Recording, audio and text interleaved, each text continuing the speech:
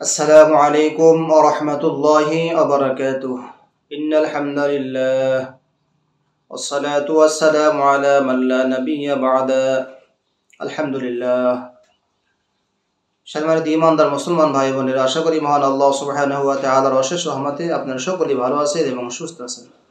আলহামদুলিল্লাহ, আমি আল্লাহ পাকের রহমতে ভালো আছি এবং সুস্থ আছি। সম্মানিত দ্বীনী ভাই বোনেরা, আপনারা দেখতেছেন জিনিসার ইসলামিক ইউটিউব চ্যানেল, সাথে আছি আমি মোহাম্মদ আতিকুর রহমান। আজ আমি আপনাদের খেদমতে খুবই গুরুত্বপূর্ণ একটা ভিডিও নিয়ে এসেছি। ভিডিওটা কি হতে চলেছে আপনার থাম্বনেল দেখেই বুঝে গেছেন। সম্মানিত বন্ধুগণ, দেশ এবং দেশের বাইরে থেকে যে যেখান থেকে আমাদের ভিডিও দেখতেছেন তাদের সকলকে আন্তরিক মোবারকবাদ এবং প্রাণঢাল অভিনন্দন। বন্ধুগণ, আসুন আমরা যে বিষয় নিয়ে আলোচনা করার জন্য নিয়ত করেছি, আমরা সেই বিষয়ে এখন আলোচনা শুরু করব ইনশাআল্লাহ। আসুন আমরা প্রথমে জেনে নেব যে মা বোনদের যে মাসিক স্রাব, এটা বেশি কম হয় কেন, কি কারণে বেশি কম হয়, এই ব্যাপারে আমরা আলোচনা করব। অনেকের 3 দিনের কম হয়, আবার অনেকের 10 দিনের বেশি হয়ে যায়। এখন আসুন আমরা প্রথমে আলোচনা করব যে ইস্তেহাজা কাকে বলে। 2 নম্বর আলোচনা করব অনিয়মিত মাসিক স্রাব হয় কেন। 3 নম্বরে আমরা আলোচনা করব অনিয়মিত মাসিকের লক্ষণগুলো কি কি। 4 নম্বরে আমরা আলোচনা করব অনিয়মিত ঋতুস্রাব বা মাসিক হলে তার চিকিৎসা কি, চিকিৎসা পদ্ধতি নিয়ে আলোচনা করব ইনশাআল্লাহ। তাহলে আসুন আমরা 1 নম্বরে ইস্তেহাজা কাকে বলে সেই বিষয় নিয়ে আমরা এখন আলোচনা করব ইনশাআল্লাহ। ইস্তেহাজা শব্দটা আমরা অনেকে বুঝি না। মাসিক স্রাব, পিরিয়ড, রক্তস্রাব এটা আমরা অনেকে বুঝি, কিন্তু ইস্তেহাজা কাকে বলে এটা আমরা অনেকে জানি না। তাহলে আসুন ইস্তেহাজা কাকে বলে আমরা এখন জেনে নেব। মাসিক স্রাব বা পিরিয়ড প্রতিটি নারী জীবনে একটি স্বাভাবিক ঘটনা। স্বাভাবিকভাবে প্রতি মাসে সর্বনিম্ন 3 দিন থেকে সর্বোচ্চ 10 দিন পর্যন্ত স্রাব হতে পারে, কিন্তু যদি 3 দিনের কম অথবা 10 দিনের বেশি হয় তাকে ইস্তেহাজা বা অনিয়মিত ঋতুস্রাব বলে।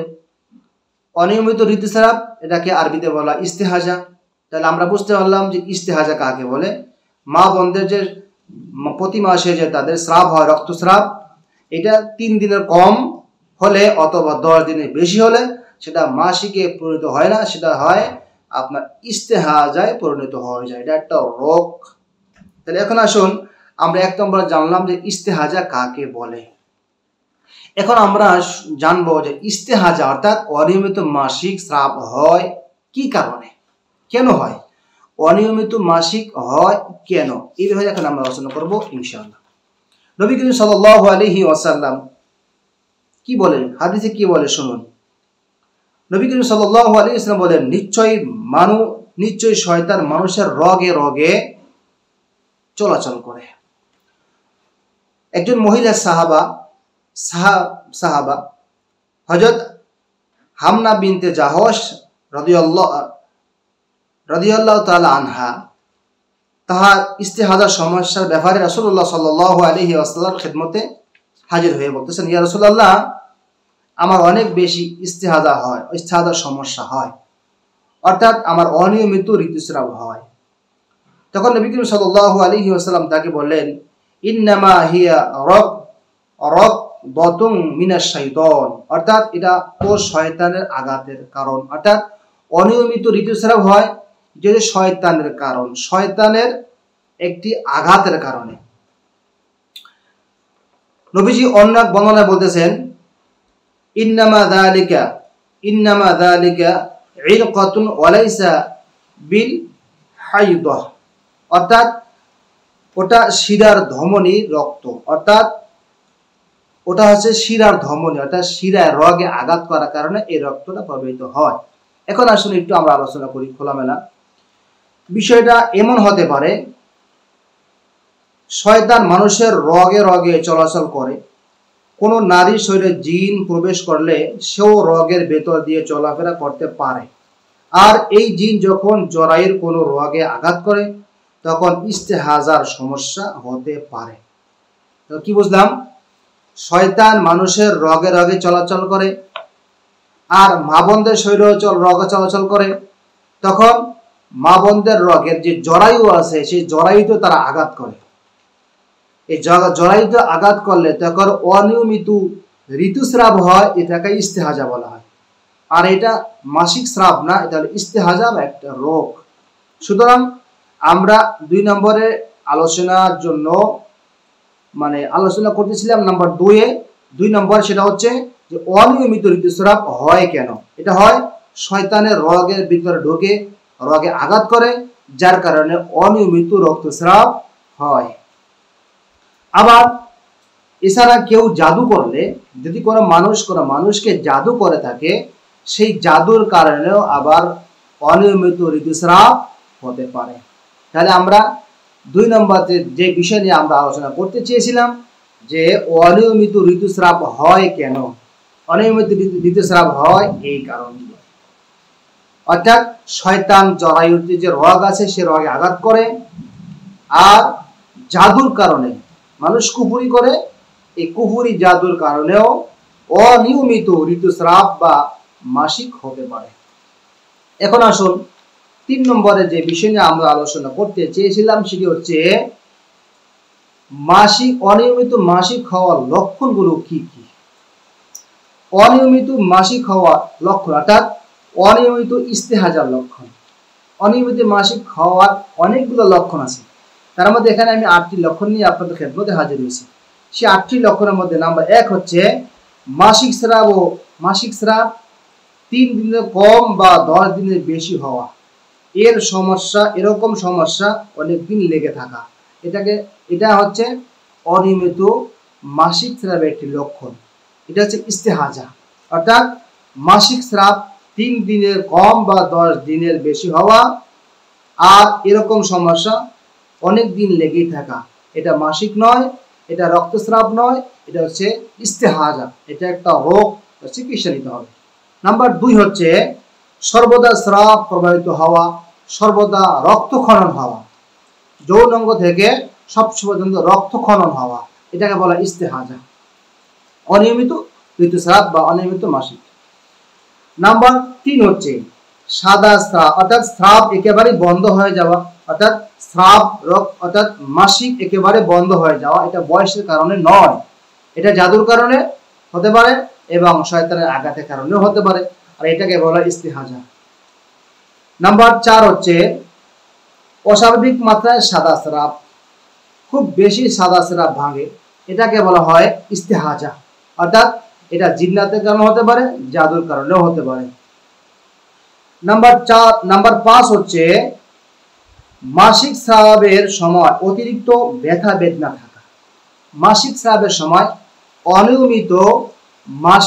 অনিয়মিত ঋতুস্রাবের আরেকটি লক্ষণ হচ্ছে যে মাসিক হওয়ার সময় খুব বেশি পেটে ব্যথা করা। নাম্বার 6 ঠিক মতো ঘুম না হওয়া, ঘন ঘন বোবায় ধরা বা বাজে স্বপ্ন দেখা, এটি একটি লক্ষণ। অর্থাৎ জিন জাদুর জন্য যদি ইস্তেহাজা হয়, অর্থাৎ অনিয়মিত ঋতুস্রাব দেখা দেয়, তার 6 নম্বর লক্ষণ হচ্ছে ঠিক মতো ঘুম হবে না, এরপরে ঘন ঘন বোবায় ধরা, তারপরে স্বপ্নে ভয়ঙ্কর কিছু দেখা। নাম্বার 7 হচ্ছে অতিরিক্ত পরিমাণে ঋতুস্রাব হওয়া, অর্থাৎ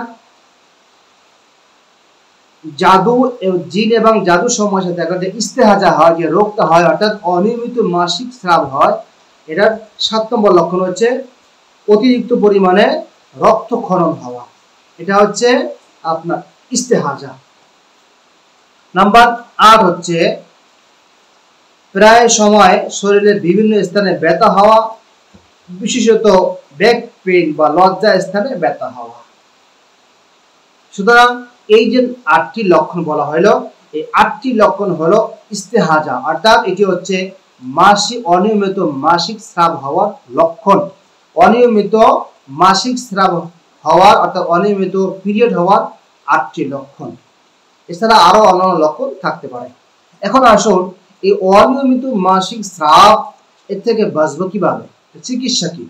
এর চিকিৎসা হচ্ছে যদি আপনি ডাক্তারের পরামর্শ নেন, আর যদি আপনার শরীরে জাদুর কারণে অনিয়মিত ঋতুস্রাব হতে থাকে, অথবা কোনো জিন্নাতের আঘাতের কারণে আপনার অনিয়মিত ঋতুস্রাব হতে থাকে, বা রক্ত প্রবাহিত হয় বা মাসিক হতেই থাকে, তাহলে এক্ষেত্রে আপনার ডাক্তার দেখালে আপনি সুস্থ হতে পারবেন না।